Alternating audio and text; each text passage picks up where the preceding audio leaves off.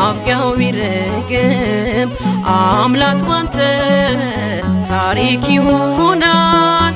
የደስታ ቀን ለኔም ይመጣል። አንተ አትሳሳትም በስራ ፍጹምና መልካም አባት ነህ። እስከሚሆን ድረስ ተራዬ እጠብቅሃለሁ ጌታዬ። የተሻለ ነገር አስበህልኝ ነው ፈተናው የበዛው። ነገ መልካም